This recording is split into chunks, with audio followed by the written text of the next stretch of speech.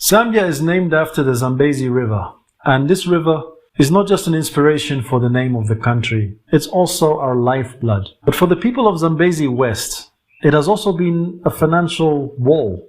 For generations, crossing this water meant waiting hours for a motorized ferry or a man-powered pontoon. But as of this year, the 131 Acrow Bridge program is reaching its peak. These modular steel bridges are the special ops of infrastructure, engineered in the US but assembled here by Zambian engineers. They are the key to unlocking the silent wealth of the West Bank. And this is what we call the maintenance delta. You see, before these bridges, a truck trip was a gamble. Loading a 2-ton canter onto a wobbly pontoon, that's not just slow, that's destructive. Then there's the wear and tear. The constant jostling on an uneven ferry ramps causes 3 times faster suspension fatigue and shredded tires. For a small transport SME, 1 year of pontoon crossings can equal the costs of a full engine overhaul. Just let that sink in for a bit. And then there's the human transition. We must be candid about these things. The pontoon pushers, they're losing their jobs. But in their place, we're seeing the rise of logistics SMEs. One bridge creates 10 times the economic activity of one ferry by removing the uncertainty tax that kept investors away. Now, of course, logistics is just a small cog in the system of what makes this province tick, because the bridges create and provide access to the lands. And on these lands, there's a lot of activity happening. For example, just like in Kasempa, Zambezi West is known for its organic honey. And by targeting a share of the 915 metric ton national yield for 2026, these Acrow bridges have facilitated easy access.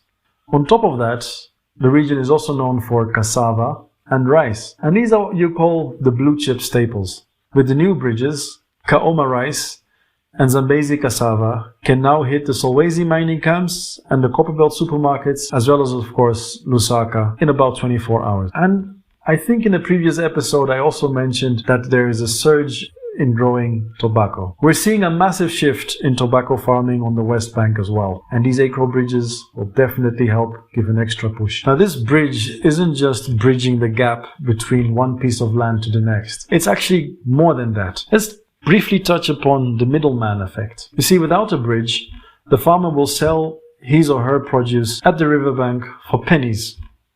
But with a bridge, the farmer is the wholesaler. This connectivity allows them to bypass the dreaded middleman, and you all know who the middleman is, we've all had to deal with them, and get a 300% higher margin in urban centers.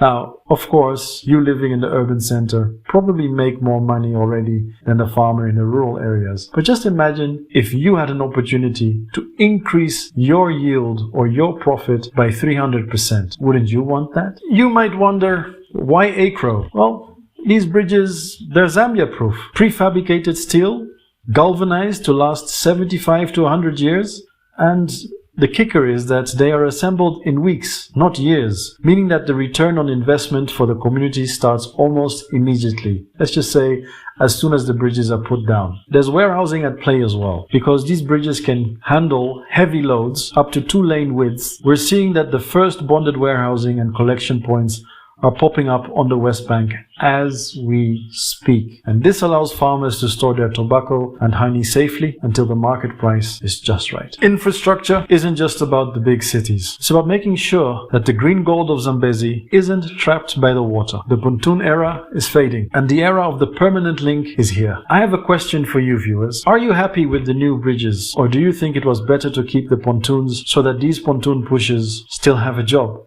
Have an Indaba in the comments. So, we've bridged the physical gaps, but what about the digital highway?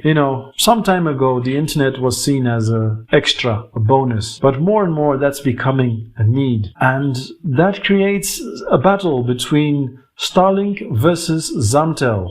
The good old David versus Goliath battle. I'll see you in the next episode. Until then, goodbye.